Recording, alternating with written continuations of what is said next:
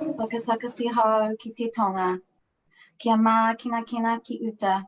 Kia mā taratara ki tai. Kia hi ake ana te atakura. He tio, he huka, he hau hu.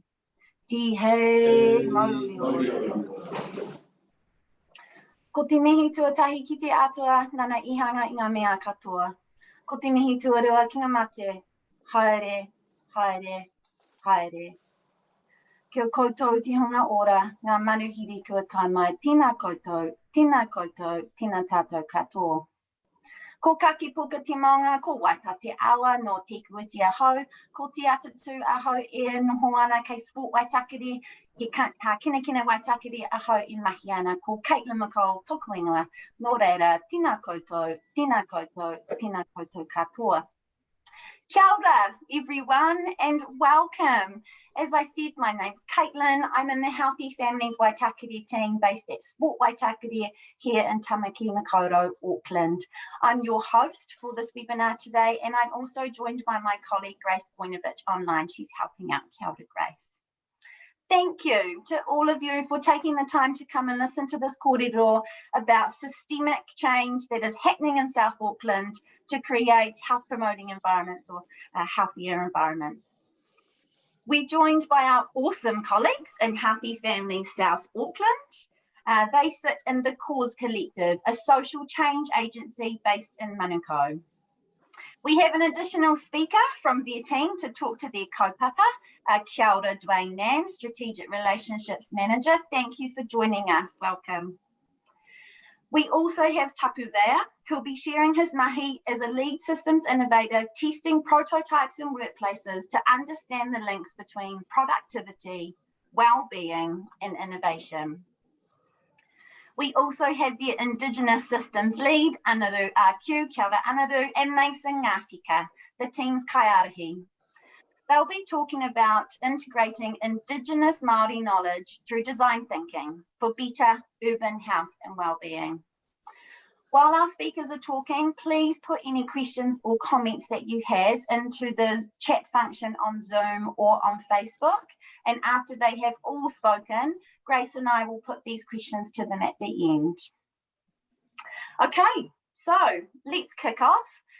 Duane and Tapu, you're all not on mute and your slides are up. So kia ora, korua. Well, hey everyone. Kia ora tātou, malolelei, whakalolei atu. Happy Niuean language week to everybody. Welcome to everybody in. We're doing things a little bit back to front in that Tapu and I are the B team and these two handsome gentlemen are the A team, so the superstars come next. Tapu has pulled me off the bench to help us kickstart things with our workplace wellbeing ecology. So I appreciate too that we have people who are joining in who have attended perhaps many of the other earlier Healthy Families Zooms. So we'll have some knowledge of how Healthy Family works and around systems change. But just to anchor us in the methodology and some of the tools, our work is in social change, social innovation, social impact and collective impact. And so our work, we are working with communities and system stakeholders to understand those long-term problems and importantly, to look at breakthrough solutions that can remove those conditions that are, those problems that are held in place. With workplace wellbeing, I'll quickly run through some of the core concepts that we use with systems thinking, design thinking, and critical thinking before handing over to Tapu, who will go through some detail of those examples and the work we have done in workplace wellbeing ecology. So with systems thinking, well, you know, for us, it's as we move up and down this ladder from explicit to transformational change.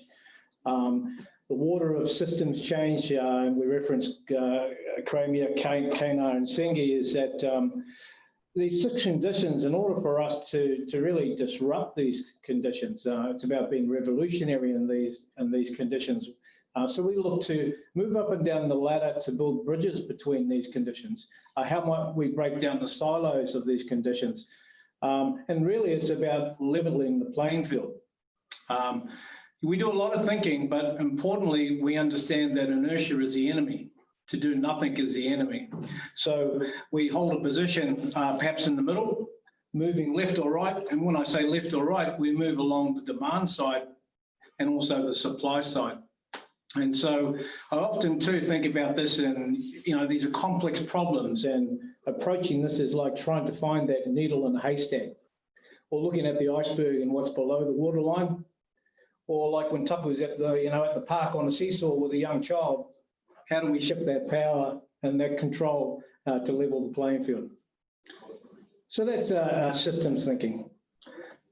Design thinking, we use the 4 diamonds, or you could say a double diamond approach. If you were to separate between discover and explore, the first part of design thinking is looking at the problem space. And that problem space and framing is defining the problem, scoping the problem, coming up with some key statements. Moving through to discovery, which is about lived experience. And in workplace ecology, Tapu will talk about that lived experience, how we create personas, the insights that we gather, and storytelling. Moving to the solution spaces and explore and test. And that's about generating multiple opportunities and then being able to go on to define, iterate, and continuous learning. Critical thinking is a key part, one of the concepts that we do also, and I guess this diagram is talking about finding the cause of tricky problems. On the left, that space of ambiguity, moving to a space of clarity. Importantly, in this work, 2 things are really with this critical thinking, it's taking, reducing the size and the complexity of problems. And the other part is importantly developing or providing an execution plan that enables to get to the cause of those undesirable experiences. Our critical team use perhaps 4 key questions really when looking at this, and this is what to change what, how to change, and crucially, why change. And so, along with critical thinking, design thinking and system thinking are some of the core concepts that Healthy Families use and apply, along with some other tools and approaches. So working into workplace wellbeing ecology, and as I mentioned, Tapu will take us through the detail, but understanding the system stakeholders, it was important to us to bring in and work alongside some key partners in the system. And joining us on the Zoom today, I believe we have some of our friends from the Health Promotion Agency.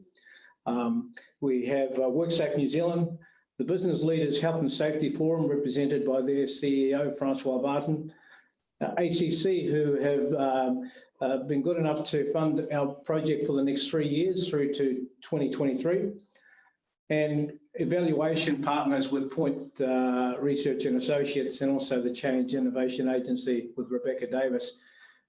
So importantly, when we work alongside both the workplace and the system stakeholders, really to look at in workplace wellbeing, what are the things that either enhance or diminish wellbeing in the workplace.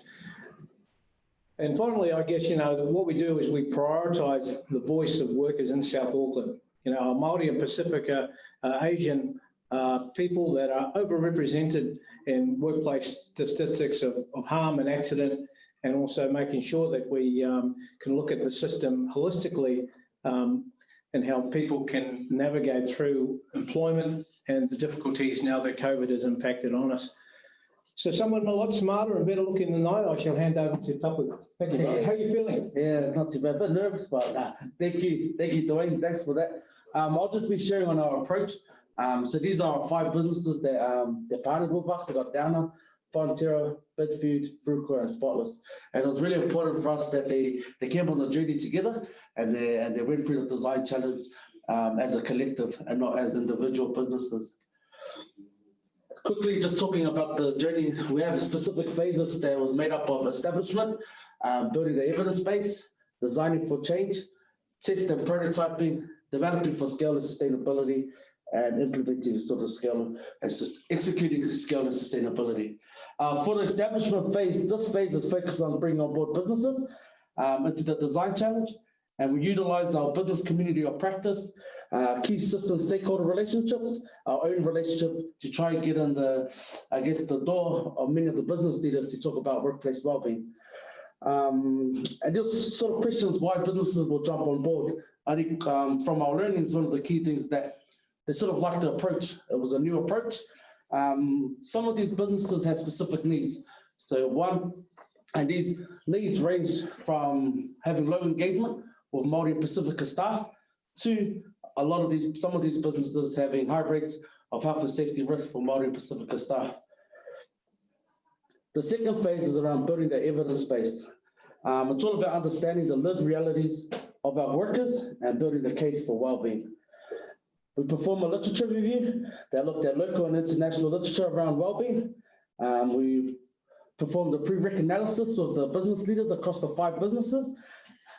We performed peer-to-peer insight gathering, which involved identifying key champions across the businesses, training these champions to be able to have interviews and capture those interviews. And these peer-to-peer champions going out into their workforce and having those interviews with their networks within the business. A key reason why we utilize peer-to-peer is that these champions already have the, I guess, the mana, the respect within their sphere of networks within the business. And the conversation will be able to be deeper than us going into some of these businesses. So overall, we conducted over 50 interviews across the 5 businesses with workers from the floor. And also our evaluation partners, Point Research, were able to perform empathy interviews with 20 managers and business leaders across the 5 businesses. So I will share just in a few slides some of the key insights that came out of this phase. The designing for change is focused on creating the solution to overturn the key analysis holding unwellness in place in the workplace. We use critical thinking to understand what the root causes and what we call the primary causes that holds unwellness in place. We look to create solutions to overturn the primary causes we identify. And the key reason we focus on the primary causes is that if we hit the core of the issue, we'll see greater transformational change in the business. Ideation session is a really important part of designing for change. An ideation session is made up of bringing business leaders and workers on the floor together, and they'll co-create some of the solutions that they can implement within their workplace.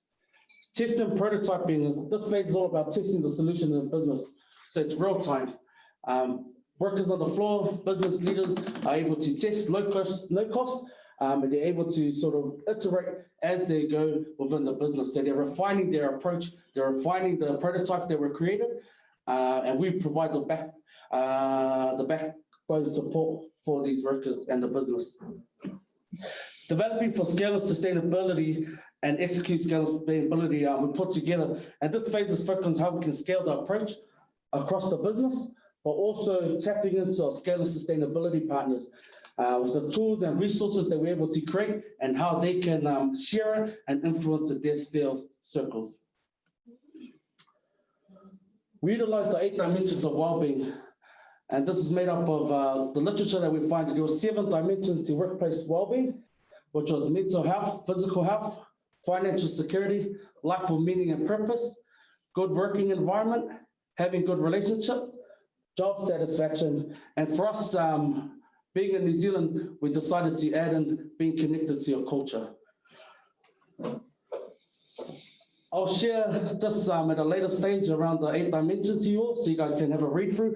But some of the key points that we identify around the 8 dimensions is that, so what we did is we got the workers on the floor, we gave them the 8 dimensions of wellbeing cards, and they were tasked to sort of order them and what they prioritize as most important to them to least important to them. What we found is that some interesting points is that for financial security, most managers felt they had control over their finances, but for workers on the floor, financial security was all about being able to put food on the table for their families. We also identified that for both managers and the workers, physical health and mental health were intertwined. So they felt that if they were mentally well, that they were able to sort of take care of themselves physically, and if they looked after their physical health, that they were able to also feel mentally well in the workplace. For the dimension of culture is really interesting. So culture, both workers and managers rated this dimension really low. But for the workers, it was because they weren't able to sort of showcase their culture in the workplace, and they felt like they weren't able to have the opportunity to share who they are and what their roles are within their different culture. The key insights we identified is employees report greater well-being when their team communicates well, have a productive and a busy day, and achieve their goals. So some of the insights from the workers that not having the right tools to do their job is frustrating. For the second insight, for the workers, it was hard to do your job when you felt like you've been passed over for opportunities, promotions, and some of the managers identified that they would need to enable their workers to take lead and participate in some of the stuff that they were doing. For managers, we found that managers had a profound impact on the day-to-day well-being of the workplace culture. And a key example of this is some of the workers, when they raised issues and nothing was being done about it, they tend to not raise any more issues. And we had a cascading effect where it led to workplace toxic culture, and a lot of the issues just building up over time. For the health and safety policies, key insights, a lot of the workers found that slow response rate and turnaround times cause high risk and barriers. And some of the workers felt like they felt safe because they know their workplace takes it seriously, and procedures are in place, and people know what to do. The next top insight is that employees who are cared for, supported, and respected report greater levels of overall well-being. Some of the key insights are the impact of low or no team support causes backlog in the businesses. And a lot of the workers who felt cared for were able to have higher productivity within the workplace. The elements that make our workplace well-being are also the protective factors that can support good mental health. And what we found is that for a lot of the workers, that it was very rewarding when they see people at work happy. Get together is important, and they're grateful for days off and satisfying after a solid day's work, providing quality products.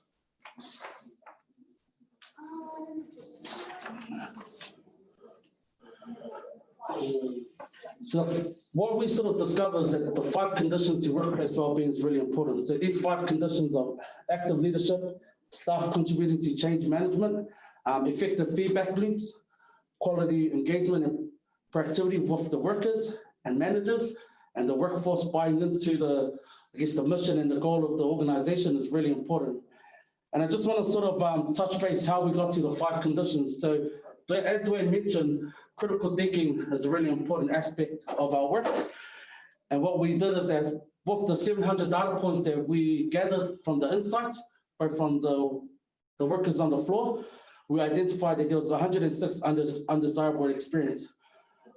We were able to sort of, from those data points, get to the intermediate causes of unwellness in the workplace, and these range from no or lack of recognition of value and contribution of staff, lack of clarity of a job progression, no effective means to deal with stress, and we were able to then move right down to the primary causes, which we identify as the inability to understand the interrelationship between productivity and well-being, and the inability to respond effectively to the needs of the employees. So these 5 conditions form the basis of our designing for change. So designing for change is when we held the ideation workshops. In this picture, you can see on the left there, you had the global wellbeing manager for Fonterra. They had their plant manager, the health and safety managers, and you also had workers from the floor as part of this ideation session. They were designing a simple practical solution that they wanted to prototype called a Make It Happen board. The Make It Happen board came from the workers on the floor and was supported by the managers when they moved into prototyping and implementing it in the workplace. It's a real simple solution where the workers identify if they bring up an issue, they were able to also form a solution. Managers had a 3-day turnaround to be able to respond if they're able to solve the issue or what they've done about it, and they needed to communicate that back to the workers. The impact of what they did is that increase in worker engagement. So Fonterra was convinced that staff were actively engaged in the process, took it seriously, And once they had gained confidence, the approach was meaningful and they used the tool actively. They also saw improvements generated by staff, and the feedback loop enabled positive reinforcement. A standard approach would have addressed the presenting issues, but may not have thought about how the workers actually operate the machines. Health and safety and severity costs improved, and also productivity. So what we found in Fonterra, that production increased by 15%, staffing reduced by 10%, and productivity increased by 19%. So what this looks like, so in a normal day's work, a normal week's work, the staff were able to produce the same amount with 4 days less and 10 less staff on site. And they were able to experience greater well-being.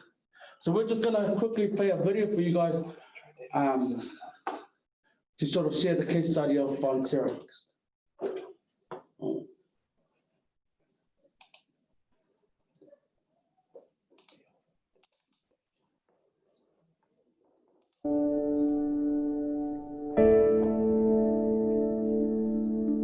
A lot of people had seen the work that Healthy Families had done with the South Auckland communities and seen that it was relevant to them. So the fact that it was this group actually doing something else in the workplace, that level of trust that it was relevant and real and based in South Auckland made it more of something they could believe in than perhaps a McKinsey or someone from overseas bringing something in that was nothing to do with them and their community.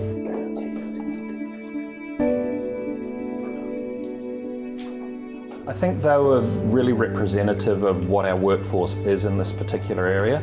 So I think it was really great that there was cultural diversity in putting the initiative in place, as well as gender diversity.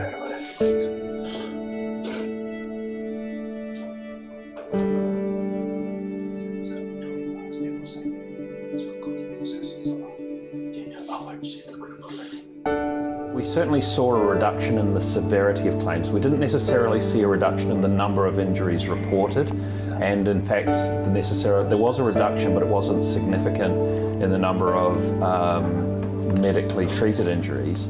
But based on our cost of claims, they were reduced by 65% across the site. Now we haven't got that divided down to particular areas in the site, but certainly across the site, for that year, they reduced by 65%, which is significant.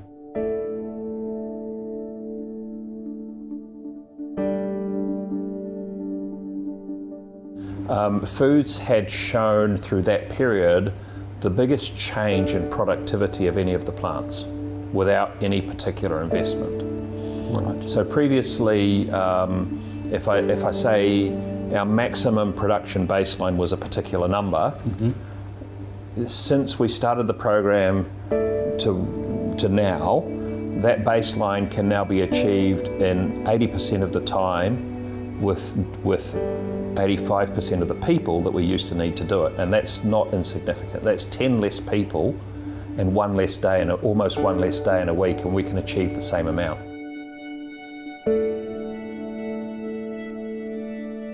This is not a high input cost to get this set up. Doesn't take lots of technology to get it working. It takes some commitment, but not technology. So I think the scalability is actually pretty easy because it's not difficult to get it started.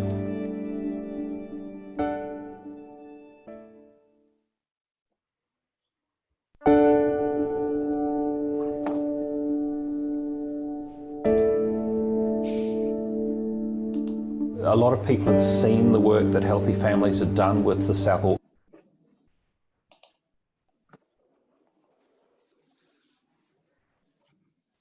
I'm just mindful of time. So we've got some critical learnings that we'll probably share with everyone afterwards. We'll put in a document and sort of share the critical learning, but we're mindful that we don't want to take the space of the staff crew here. So I think that's us for today. I would just say too that with our core concepts of design thinking, systems thinking, critical thinking, and the tools we use, underpinning all that is our indigenous systems approach. So yeah, it's a great sort of segue into Anaru and Mason. And we do that through our Pacifica lens, our Te Ao Māori lens, our amber cultural lens, our tangata moana lens. So kia ora tātou, thank you very much on behalf of Tapu and myself. Kia ora Tapu, kia ora Duane. Thank you, Duane, for going through the different types of thinking that Healthy Family sites across the motu and your team use, and also Tapu looking at all the different ways of what enhances and diminishes employee wellbeing, but some, and you know, all the perspectives that were taken into consideration for this mahi, but also so many really impressive outcomes. Yeah, so big mahi to you and all the partners that were involved in that piece of work as well. Kia ora, Anaru, Mason, you can kick off. Do you want to bring up your slides? Yeah. I'll start with you.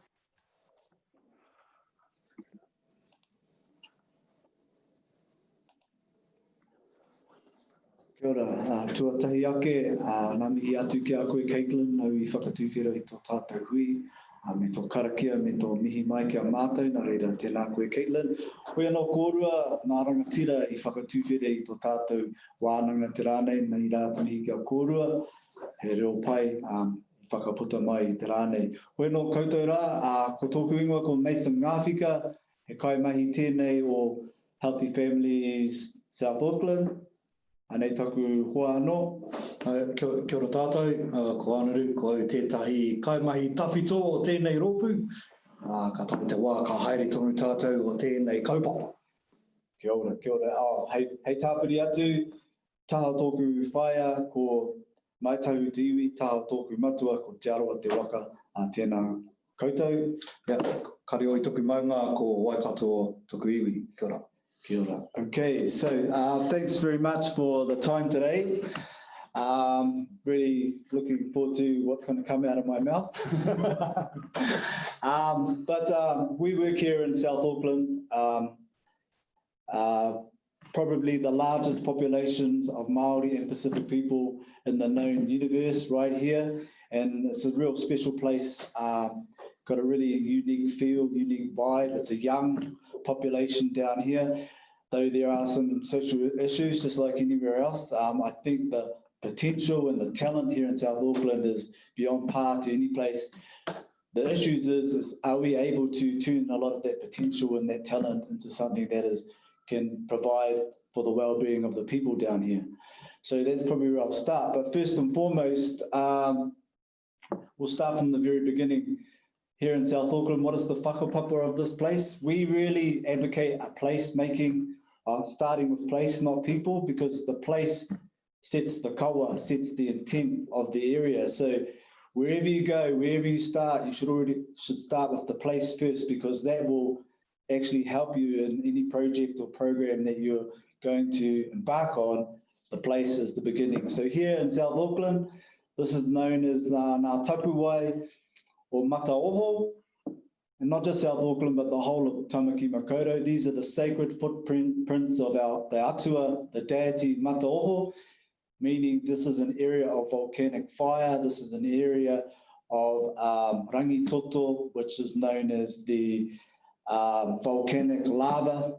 And consequently, the volcanic soils here are some of the most fertile in the whole country. So this has always been a place of abundance, and so that's where we're going to start. So when our tupuna came here on the waka, they recognized that instantly that this was a place of abundance.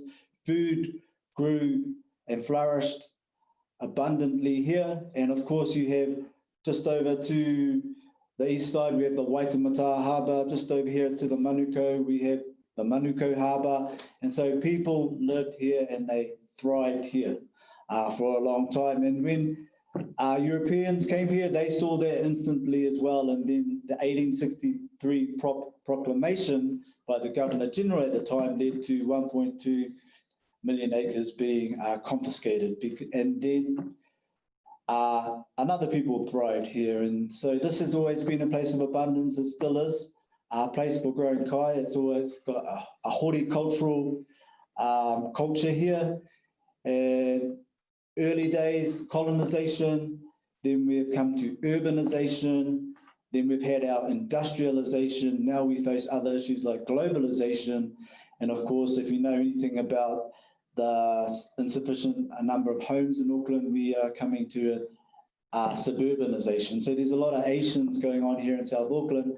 Unfortunately, stuff that happens to us and we haven't really been involved in part of the process, and that's part of what I'm going to talk about today. So going straight to our PowerPoint presentation, Tapu just talked about critical thinking and analytical thinking. So here's another methodology that we embarked on, known as the prerequisite.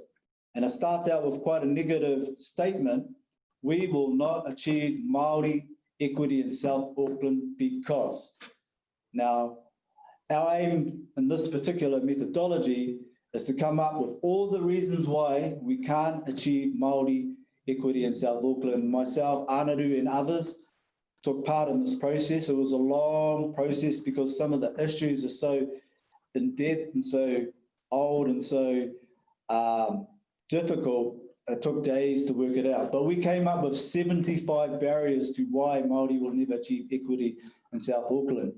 And then after you come up with the barriers, you theme them into little clusters where they're sort of quite similar to each other. And after that, we even dig even deeper and go, what are the core elements of these 10 key themes? And if you were to break them up into 2 areas, what we're talking about is a lot of issues that have come from intergenerational poverty and intergenerational trauma on this side. And then the other probably bigger issue, and this has caused 2 things that are the things that we need to address. And probably worse than physical or material poverty, we're coming to an issue of poverty of mind and spirit. So this is some of the issues that we face here through intergenerational poverty and intergenerational trauma. And on the other side, so in poverty of mind and spirit, and on the other side, we have a system that is culturally biased, we have institutional racism, and of course we even have overt racism. And so these things together mean as the big issue that we need to overcome to achieve equity in South Auckland. 2 areas that we will focus on to help unlock or as circuit breakers to those 2 big kaupapa is kaupapa Māori, mātauranga Māori, and on the other side, which is to do with the institutional racism and cultural biases, unlocking the flow of funding and resources to where it should go. We have a system that will reward certain values. We have a system that we as Māori and Pacific people have values that do not align with those who empower, so we don't get rewarded for it. So we need to unlock those institutional systemic issues, and that's going to be the way that we approach our mahi. So I push this. Good. So these are the 2 things that, these are 2 aspirational goals for Māori. One is oranga whakapapa, which is intergenerational health and wealth, and the other is manu motuhake tino rangatiratanga, which is self-determination and having control of your life. So oranga whakapapa is a long-term approach of multi-generational approach where people are able to live their lives in the ways that they want to, and tino rangatiratanga is the same. One can actually strengthen the other. So if you have oranga whakapapa, then that leads on to mana motuhake and tino rangatiratanga. Similarly, if you have a sense of a locus of control, if you have a sense of your life, that you can change your future, then that can also lead on to oranga whakapapa. So it's a positive feedback loop. So that is our goals, aspirational goals that we are working towards, and I know I get the same sentiment from other Māori organisations throughout the motu. Kia ora. So yeah, our communities are constantly changing, people, policies, programs, politics, economies, and we're all part of a constant state of flux around us.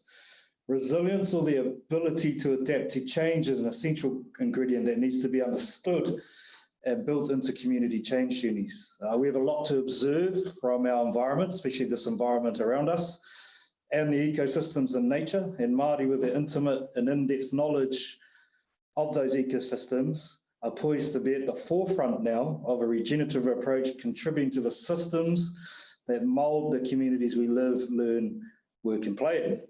In a Te Ao Māori approach, people, the environment coexist, and things biotic and abiotic are part of an interconnected system which harmonises tapu, mana and Māori to create balance. When the system comes under stress or pressure, a shift occurs, resulting in nature along with people moving towards a state of disease, disharmony.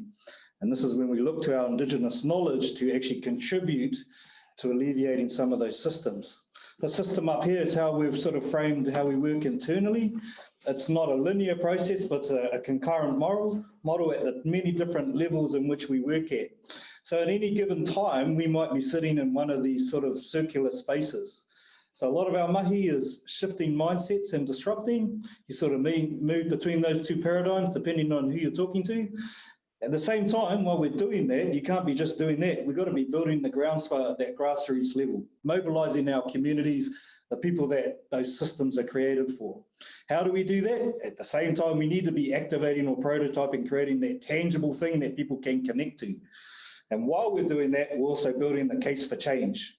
So we're showing these are the conditions we need to be setting up. So this is all moving concurrently, and we're all sort of doing these things at one given time. So if we look, Mason gave a good sort of intro into the locality, the place-based space that we are. Manukau, Te Mānukunuku Hotu Roa, Tāmaki Makaurau ki te Taitonga, is where we focus on in South Auckland Healthy Families, highly regarded or known for being the pātaka kaya te ora, with its fertile soils, from the volcanic cones, the harbours that we have access to, the climate. We look back to the people that have maintained mana over the whenua, who we call the tangata whenua or mana whenua, who have that cultural connectedness, and they know that when you have that relationship or that connection to land and it is cared for, then we see that as a way where people will be regarded as well-beings. Again, our whole understanding of where we're located or anchored in our mahi goes back to that intergenerational aspect that Mason was talking to. So we go back at least 3 generations minimum to understand the cultural, historical context of the land. And this is just a snapshot of what used to be in our backyard, or the backyard of Manukau, Te Puhunui, was once upon a time a thriving area. We had gardens, we had waka, we had fishing, we had a thriving past site. That's in that picture on the right. We look to the left. If we look at how important that spiritual aspect is for Māori in the landscape, your maunga was your tupuna. That was essentially what Māori would regard as a very spiritual place, similar to what you'd look at as a church. So on the right, it's in its full essence. On the left, it's been quarried away. We see in the artist's impression thriving, and down in the bottom left, we see a prison. So we've seen for Māori in South Auckland go from a state of Māori ora to Māori noho. So they've gone from within 100 years to thriving to incarceration. So for us, that sort of sets the tone for us, and how do we flip and reframe the paradigm to moving from that state of Māori mate or Māori noho to Māori to Māori ora. And so we use tools. What do? We look to provide the tools to support of a localised Māori system, which leverage ancestral practices to inform community-led solutions, which look to shift the focus from a human-centred approach to a wairua-centred approach that places the relationship with the environment as an alternative to those other ideologies which push man at the top of the pyramid and having domain over everything. So the relationship that we as people have with our environment, with everything that sits in it, is crucial. That's our understanding of a Māori system. Through the Māori systems, the team aims to empower communities to return to a place of understanding, being observant of using te tai ao, the natural environment, as well as te tai ao tangata, the built environment, to restore that natural balance and the reciprocal relationships between manaaki whenua and manaaki tangata. And we look to those well-known whakatauki, and there's many of them, but the one that springs to our mind is ko te awa, ko au, ko au te awa. And the way you look at that is, I am the river is me, but also in another context, if the environment or the river is sick, then we will be sick. And that image there sort of portrays that. And from a Māori sort of point of view, everything is interconnected. Nothing sits in isolation. And Wairua-centred, again, approaches for us is a flip on that human-centred paradigm. And for us, it's a way of sense-making how we can use design thinking that is relevant for our communities, that is anchored in the whenua, that recognises that our relationship to our environment is crucial to our well-being. So that informs the approaches that we take, and we ask certain questions. Who are we actually designing for? And who are the marginalised voices, the unheard voices, those that are left out, is really comes to the fore of what Wairua-centred thinking is for us. And so what you see in the images here are just some concepts and prototypes that we've been working over the years.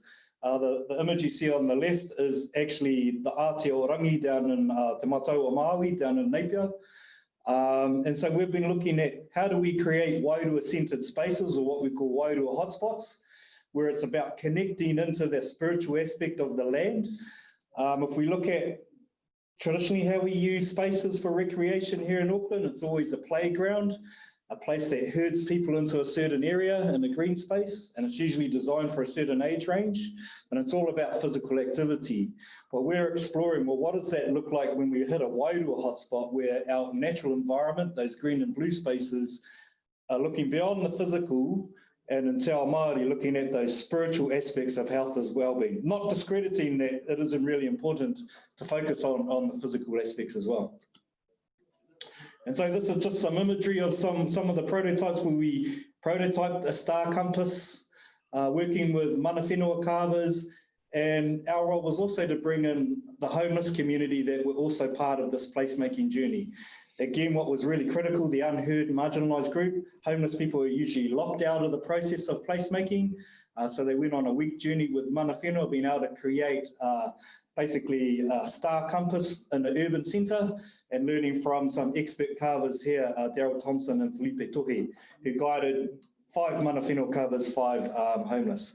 This is one of the carvers talking about the kaupapa behind the carvings, maramataka, and how it's been important about reconnecting to that indigenous knowledge. Rob here was also on the journey, and he was actually representing the group that came from the rough sleeping background. So again, being able to bring people into a process that they're usually locked out of. So again, an example here is, this is our team acknowledging the practice of matariki, the Māori New Year, where we go out at 5:30 in the morning and engage in that practice of embracing the new year and acknowledging those that have passed on. So up there we're on a space known as the Redoubt in South Auckland, a place that has a negative connotation for pushing Māori off the land. But again, we're about reclaiming that space through positive cultural activity, getting up at 5:30 in the morning, feeling the rays of Tamanui Te Rā embrace us and bringing into that new year. So for us, it's finding those spaces in our environment and creating those places for health and wellbeing. We term that as Wairua hotspots. And now we're sort of going into the food space. Okay, so as I mentioned previously, and so it's Anaru, so South Auckland has a tradition of being a place of abundance of kai. And so we're leveraging off that story, and we have a, I guess you'd call it a philosophy, I wouldn't call it a program, of from food court to food bowl. And why do we call it the food court? We're here in the Manukau, and we were part of a questionnaire that asked rangatahi why they came into the centre of the city. And the main reason why they came was to access the food court. Little was known in terms of the history of this place, that it was once a place of growing kai. And everyone traditionally from the whole of the North Island, Te Ika Māui, knew that out of all the country, of all of Te Ika Māui, this area here was the food bowl of Aotearoa. And we want to, although we can't turn back time, we really want to leverage off that tradition. There's quite a lot of land still available, and the bulk of that land is hugely fertile, and we want to return to that narrative that South Auckland is once again the food bowl of Aotearoa. And so we actually know that there's a lot of champions out there that are currently producing a lot of food, and some of them are using that food and turning it into social enterprises to make a living from. There's all of these stories around, but that hasn't actually got to the forefront. We live very close to the airport, which is in South Auckland, and when our tourists land, they pretty much head up north and go to central Auckland, where there's so much food talent down here. Auckland, ATID, Auckland something, what does it stand for? Economic Development something. They had to commission a Michelin chef to come all the way from Canada to help Auckland with their food story. And we were fortunate enough to show him the Māori food story. And we took him out to Ihu Mātau, we took him out to Papakura Marae, where he was able to get a hangi with Rewi Spraggin. And we also took him to Papatūānuku Marae, where he was literally blown away. And we must have had some impact on him, because when he produced his report to ATID, it sort of had our kind of narratives all over it. And he came back and there was a few threads in terms of his recommendations, but the main one that stood out for us was that our unique point of difference to the world is our Māori and Pacific food.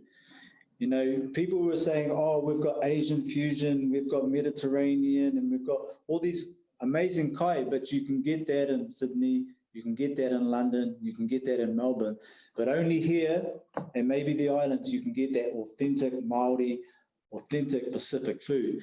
We haven't quite developed that yet. And so we've undertaken doing a food festival that first and foremost highlights the amazing produce that is grown in South Auckland. And also the food talent, the people who are cooking that food.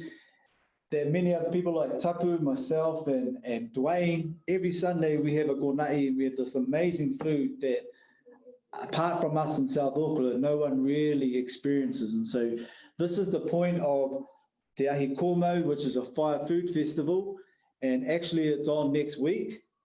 Starts at Friday, 5:30 and finishes at 10:30. So it's building off South Auckland kai, South Auckland whenua, and South Auckland people.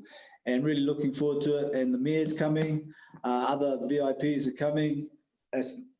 Because of COVID, it has iterated somewhat. It was going to be a whole day and such, and there was going to be a big VIP dinner to have all of these important, influential people who could help unlock the system for us.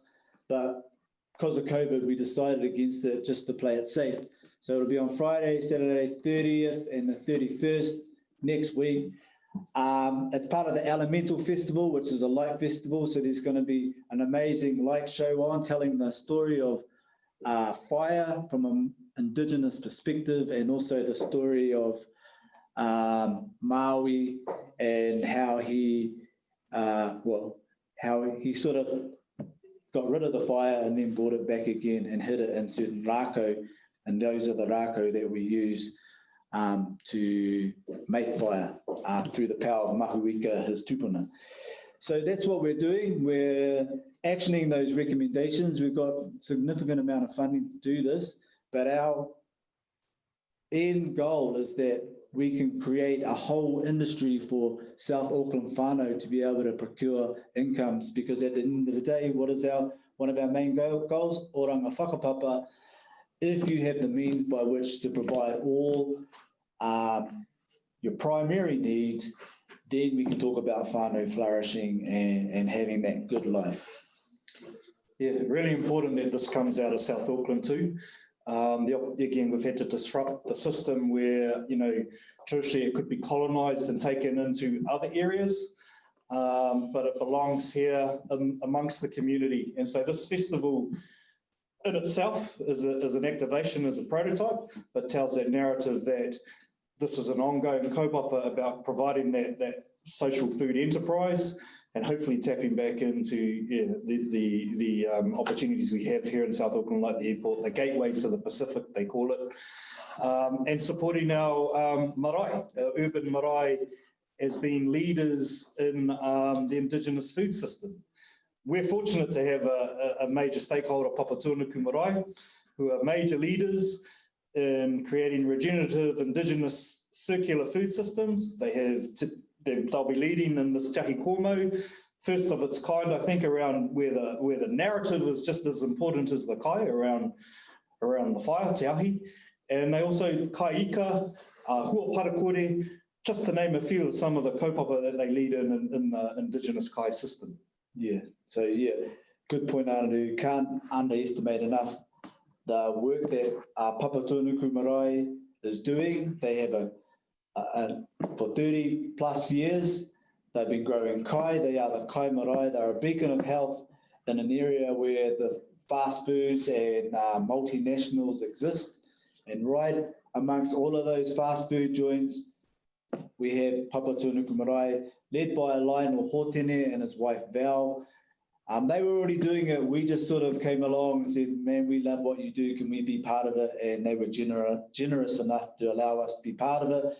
And then through our collaborations and partnerships, amazing things have happened. And we mentioned the Kaika project, repurposing of kai. Western tradition seems to throw a whole third of the hika away, where most cultures use the whole fish. And so that's something that we're doing. As you can see, fish heads on the fire there. It's going to be an amazing experience. So it's about 20 minutes. That's about us. So I think that's us coming to our time. And we'll send these slides out to go into some other of the activations and prototypes that we've done, again reinforcing how those indigenous approaches to the mahi that we do. So yeah, we'll leave it there, I think. Okay, bye. Kia ora, Mason, and kia ora, Anaru. Thank you. You gave us a beautiful context, and you shared the picture of what your unique community looks like, and how you do what you do and why you do what you do. And I really love your question, who are we actually designing for? Who are we designing for? So thank you very much for your kōrero. We have a few questions here, and I will actually ask the one that's relevant to Mason and Anaru, if that's okay. It's from Mike from KAD.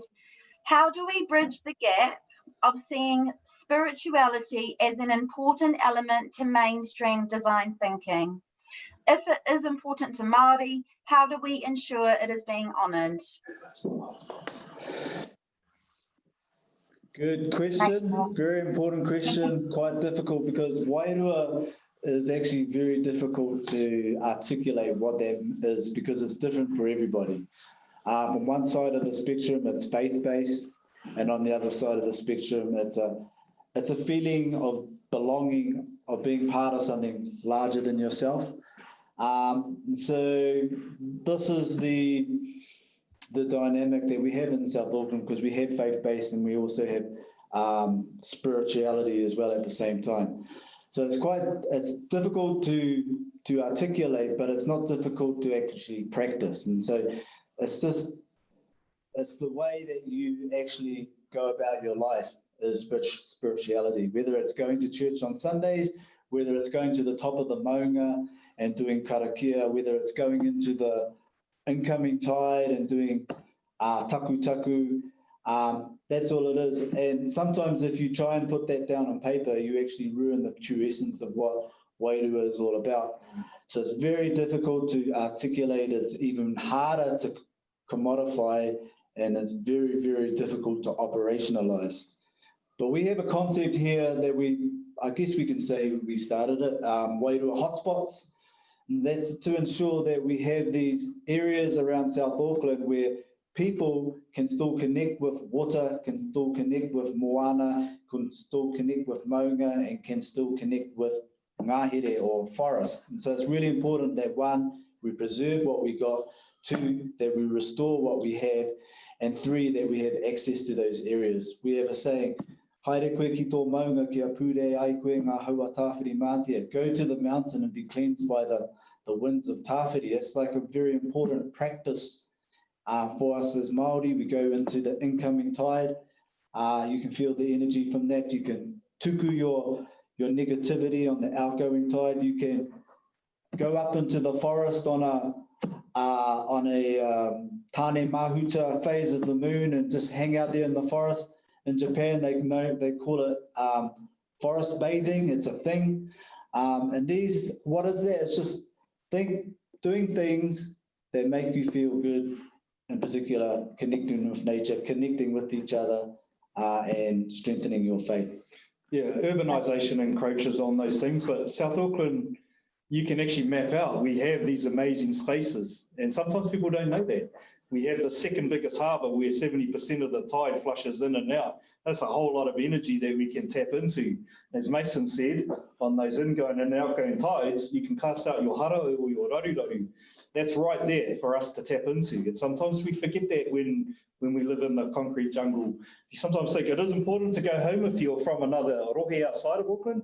It's also just important when you're 90% of the time that we do tap into that natural environment, and that's that wairua aspect. Incidentally, you just happen to move to get to those places. Beautiful, thank you.